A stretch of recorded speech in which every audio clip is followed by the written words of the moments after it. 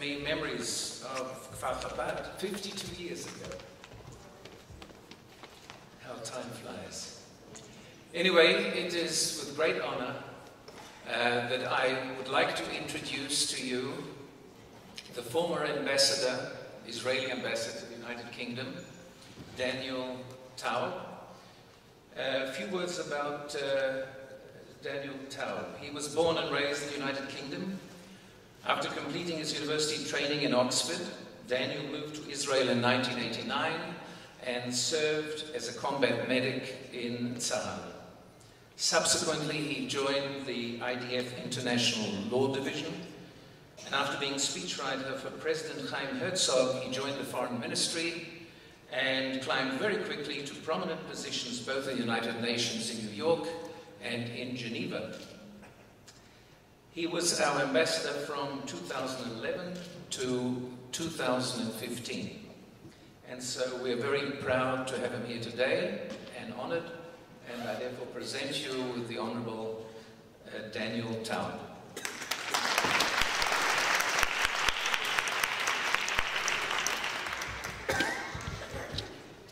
Thank you very much, Dr. Heidner. Let's see. Morai Rabotai, friends, it is a real pleasure to be with you this evening to mark Yad Kislev. Yad Kislev, of course, is the day that marks the release of the Alter Rebbe, the first Lubavitcher Rebbe, from prison more than 200 years ago, where he was imprisoned by the Tsar in Russia. And of course it raises a question, because sadly, in the course of Jewish history, there have been many, many Yidden that were sent to prison. And thank goodness many of them were released. But it is hard for me to think of another day in the Jewish calendar that marks the release of a Jew from prison. It's the only one I can think of. And the question is, why is this? What's special about this day?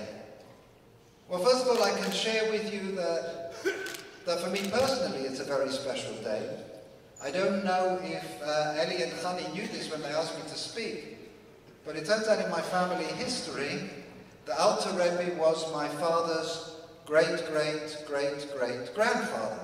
So for us, it's extraordinarily special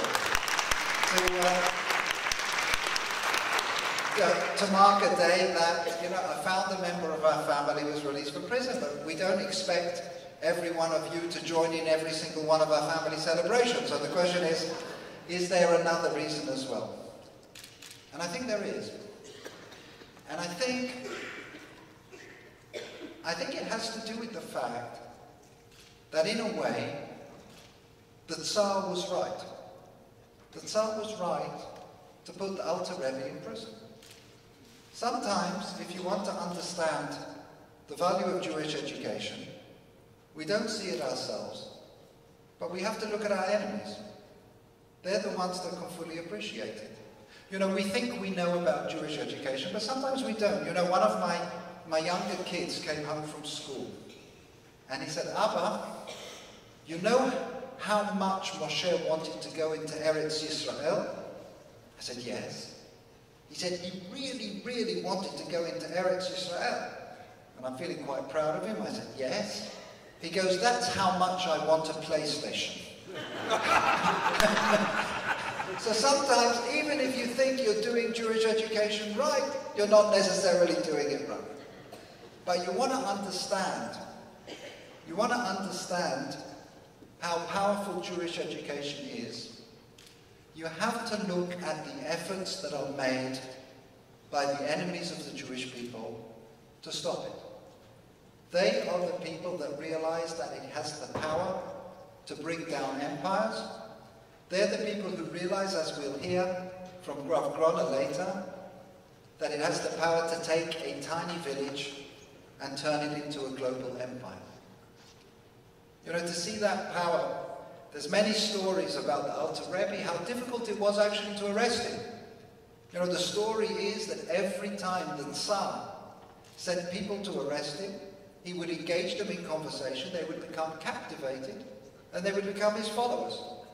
So much so that eventually He told the guards, "You are not allowed to speak to this man." That's how dangerous it is. You cannot speak to him. So they went to arrest him. They did not say a word. But as they were dragging him out of his house, instinctively, he kissed the mezuzah on the door. And one of the soldiers, one of the guards, could not hold themselves back and said, "What are you doing?" And he says, "Well, I'll tell you what the difference is between you and me. You're the Tsar's personal guard. What does your king ask of you? Your king asks that you protect him. My king, he protects me." And according to the story, they too became his followers. So that is the power of education, and it's the enemies of the Jews that realize it. I had the opportunity to see that actually in the Soviet Union many years later. During the 1980s, like a lot of Jews, I went to visit refuseniks in the Soviet Union in Moscow. And when people hear that you are going to Russia in that period to visit, they would come, they would give you all sorts of things, kosher food to take them, pairs of jeans, because at the time you could sell jeans in Russia for a lot of money, it would help the Yidden there. And of course a lot of Jewish items, svarim, tefillin, talesim, and so on and so forth. And then I got to Russia, and I got out of the airport, and I was taken to a small room by the investigators, because amongst my belongings, they found something that worried them a lot, which was that I had small microfiches. The young people here don't even remember what microfiches is, but they're like slides before you had the internet. Because we were trying to think how we could get large numbers of Sforim to Jews in the Soviet Union. And the idea was if you could condense the whole Shas into a few microfiches, it would be very efficient. So the investigators were very, very worried about this. This was a new development, so they took me into a room to interrogate me. And then they started going through my suitcases, and they made a pile of all of the Jewish items. The Sforim, the Tefillin, the Talesim, whatever was there. Interestingly, not a shofar that I was given. For some reason they didn't think the shofar was good. Apparently in Russia people must be traveling all around the time with ram's horns or something like that. But they didn't pick up on that, but everything else, they wrapped them up and carefully, almost as though they were dynamite, they carried them away to confiscate them. And of course they were right. In a sense, they were dynamite. These were the tools of the preservation of Jewish identity. And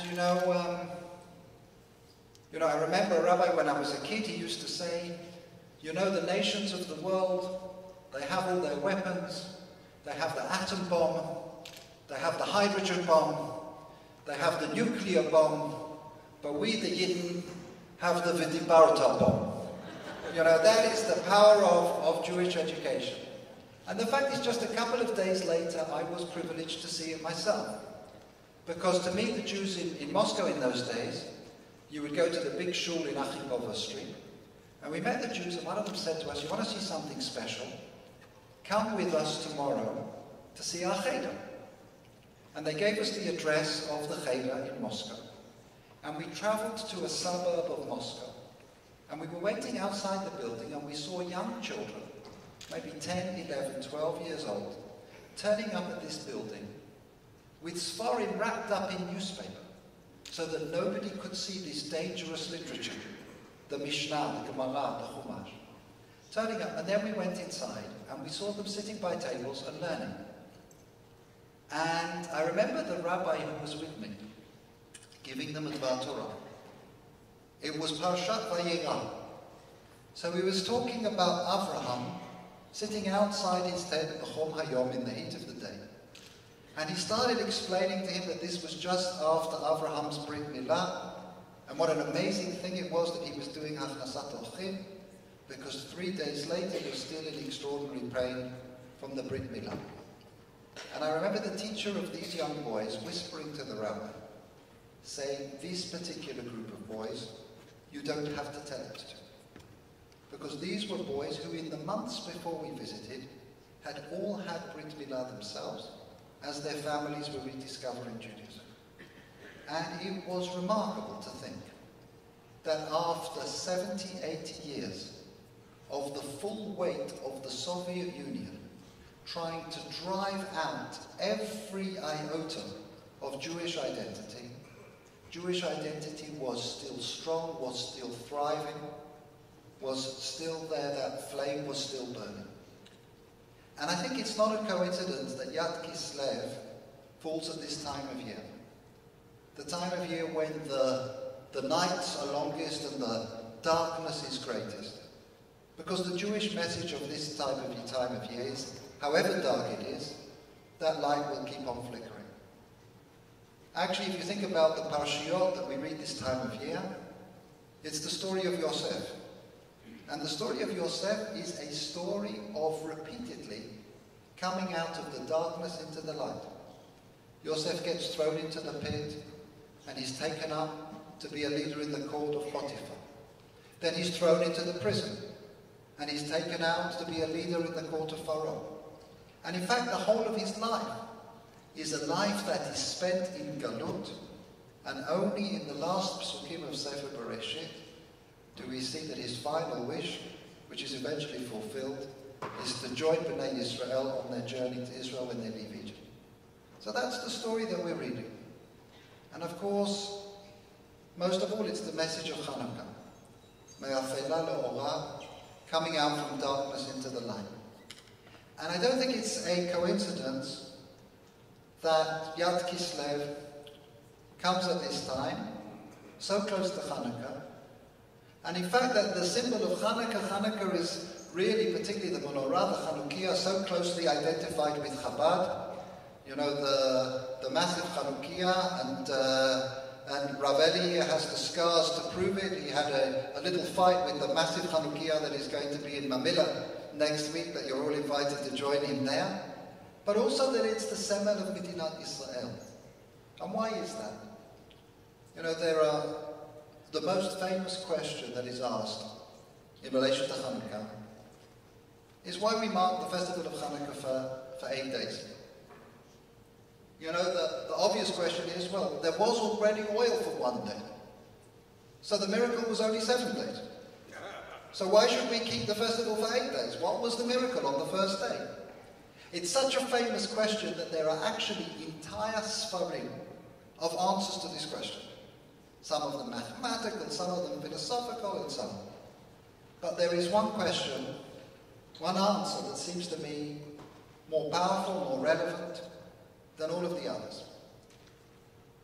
And that is, the miracle on the first day was that Bnei Israel had the courage to light it. That even though the situation seemed hopeless, even though it seemed that there was no way that they could fulfill the mitzvah, they had the courage to take that first step forward. And I think that has been the secret of miracles throughout Jewish history. That we have seen miraculous happenings, but they have only happened when we took the first step ourselves. I think it's true of the Chabad movement, the largest Jewish movement in the world, which you will find in every far-flung corner of the world, and even in desolate places here like Talbiya.